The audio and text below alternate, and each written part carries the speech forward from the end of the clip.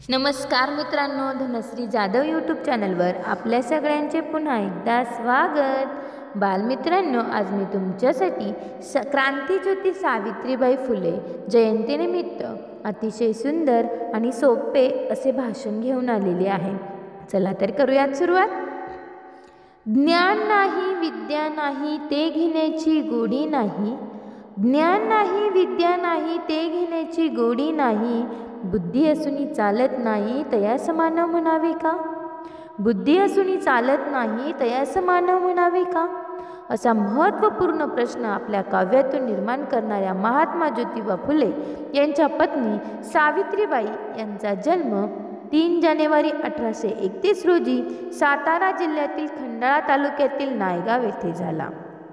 लहानपणापासून खेळकर, खोडकर आणि धीड स्वभावाच्या सावित्रीचा 9व्या वर्षी 1840 मध्ये ज्योतिबांबरोबर विवाह झाला।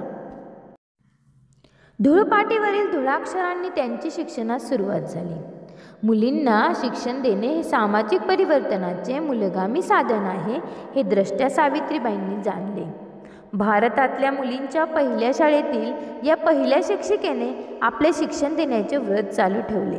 मुलींना शिकवायला स्त्री शिक्षिका असेल तरच शाळेत पाठवू ही अट ऐकून काळाची गरज म्हणून ज्योतिबांनी सावित्रीबाईंना शिकविले।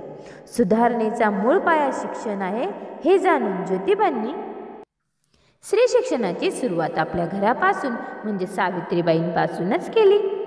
1 जानेवारी 1848 मध्ये पुणे येथील भिडेवाड्यात मुलींची पहिली शाळा सुरू झाली, ज्या शाळेच्या मुख्याध्यापिका होत्या सावित्रीबाई। 15 मे 1848 रोजी महारवाड्यात शाळा सुरू केली।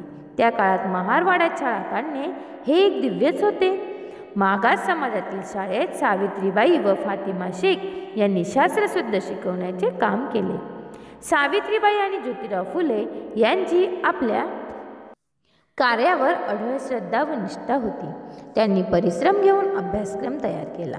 त्या काळी मुलींना शाळेत पाठवायला पालक तयार नसत, त्यांना ते धर्माविरुद्ध वाटे। पण सावित्रीबाईंनी पालकांची समजूत काढून मुलींवर प्रेमाचे संस्कार करून त्यांना शाळेची गोडी लावली। या कामात त्यांना सगुणाबाईंची खूप मदत झाली। प्रतिकूल परिस्थितीतही न घाबरता 5 वर्षात त्यांनी पुणे व परिसरात 18 शाळा सुरू केल्या। त्यांच्या कार्याने भारावून जाऊन मेजर कँडी यांच्या हस्ते विश्रामबाग वाड्यात 16 नोव्हेंबर 1853 या दिवशी फुले पती पत्नीचा महावस्त्रे देऊन आदरपूर्वक सत्कारही झाला। सावित्रीबाईंनी केवळ शिक्षण क्षेत्रात काम केले असे नाही, तर विधवा स्त्रिया, अनाथ मुले यांच्याही त्या माऊली झाल्या। 1851 मध्ये अस्पृश्यांसाठी आपल्या घरचा पाण्याचा हौद खुला केला। 1876 आणि 1896 मध्ये महाराष्ट्रात पडलेल्या भीषण दुष्काळातही त्यांनी मोलाची कामगिरी केली। दानशूरांच्या मदतीने हजारो लोकांच्या जेवणाची सोय केली। समाजकार्याच्या अहोरात्र व्यापातून सावित्रीबाईंनी साहित्याची फुलबाग फुलवली। 28 नोव्हेंबर 1890 रोजी ज्योतिबांच्या निधनानंतरही त्या कार्यरत राहिल्या। ज्योतिबांचे सत्यशोधक समाजाचे समता आंदोलन त्यांनी चालू ठेवले। अद्भुत चिकाटी, अतुलनीय धैर्य, अपूर्व तत्वनिष्ठा आणि असामान्य बुद्धिमत्ता या गुणांनी परिपूर्ण असं सावित्रीबाईंचं व्यक्तिमत्व होतं। 1897 साली पुणे परिसरात प्लेग रोगाची साथ आली होती। तेव्हा सावित्रीबाई आपले वय विसरून दीनदलितांच्या, अपंगांच्या झोपड्यांमध्ये जाऊन अहोरात्र सेवा करीत राहिल्या।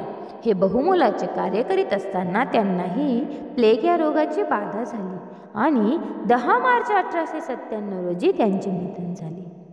महात्मा फुले यांच्या कार्यावर अढळ निष्ठा ठेवून सार्वजनिक कार्यासाठी घराबाहेर पडलेली महाराष्ट्रातीलच नव्हे तर भारतातील पहिल्या स्त्री शिक्षिका होत्या त्या। धन्यवाद मित्रांनो, जर तुम्हाला हा भाषणाचा व्हिडिओ आवडला असेल तर व्हिडिओला एक लाईक जरूर करा आणि हो, चॅनलवर नवीन असाल तर चॅनल सबस्क्राईब करायला विसरू नका। लवकरच भेटूया पुढील व्हिडिओत। तोपर्यंत तुमची आणि तुमच्या कुटुंबाची काळजी घ्या। Take care, bye bye.